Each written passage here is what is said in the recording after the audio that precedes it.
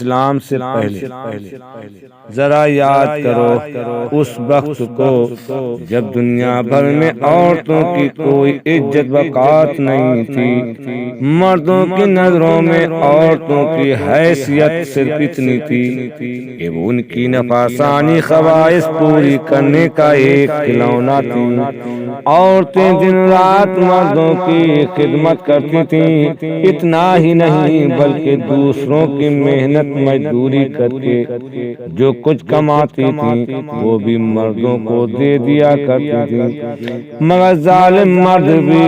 مرد پھر بھی ان عورتوں کی کوئی قدر نہیں کرتے تھے، بلکہ جانوروں کی طرح ان کو مارتے پیٹتے، ذرا سی بات پر عورتوں کے کان ناک وغیرہ کاٹ لیا کرتے تھے، اور کبھی ان سے بھی جینا بھرتا تو قتل کر ڈالتے تھے، اور باپ کے مرنے کے بعد اس کے لڑکے کے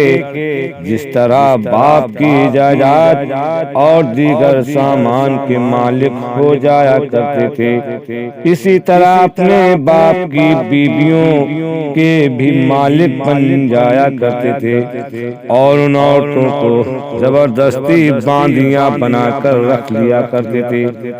عورتوں کو ان کے ماں باپ، بھائی بہن یا شوہر کی میراث میں سے کوئی حصہ نہیں ملتا تھا، نہ عورتیں کسی چیز کی مالک ہوا کرتی تھیں۔ اسی طرح بیچاری مصیبت کی ماری عورتیں گھٹ گھٹ کر اور رو رو کر اپنی زندگی کے دن گزارتی تھیں۔ غرض کے پوری دنیا میں بے رحم اور ظالم مرد عورتوں پر ایسے ظلم و ستم کے پہاڑ توڑتے تھے کہ ان ظالموں کی داستان سن کر ایک درد مند انسان کے سینے میں رنج و غم سے دل ٹکڑے ٹکڑے ہو جاتا ہے۔ ان ظالموں اور بے شک عورتوں کی مجبوری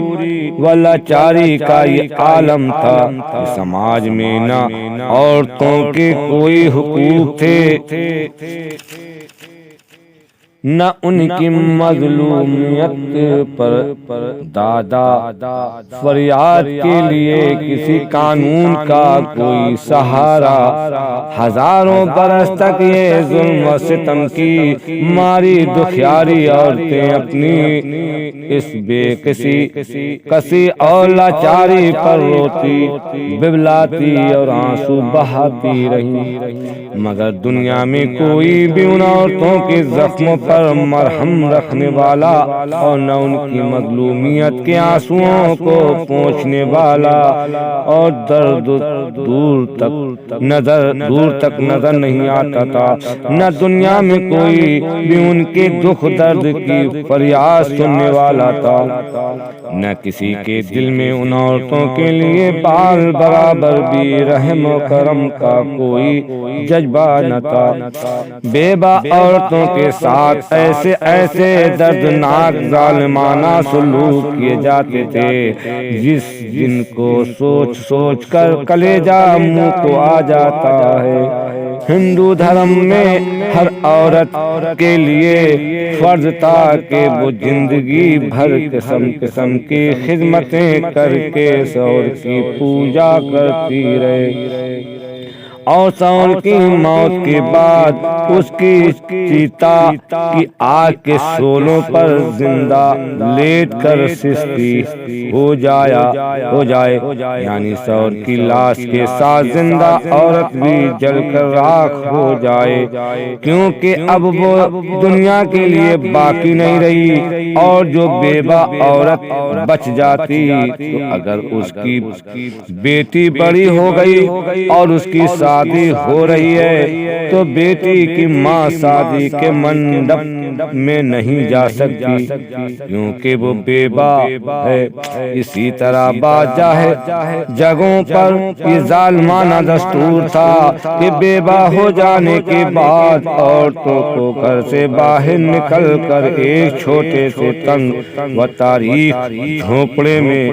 1 سال تک قید میں رکھا جاتا تھا، اور وہ جھونپڑے سے باہر نہیں نکل سکتی تھی،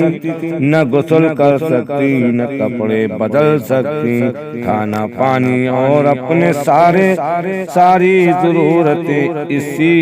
جھونپڑی میں پوری کرتی۔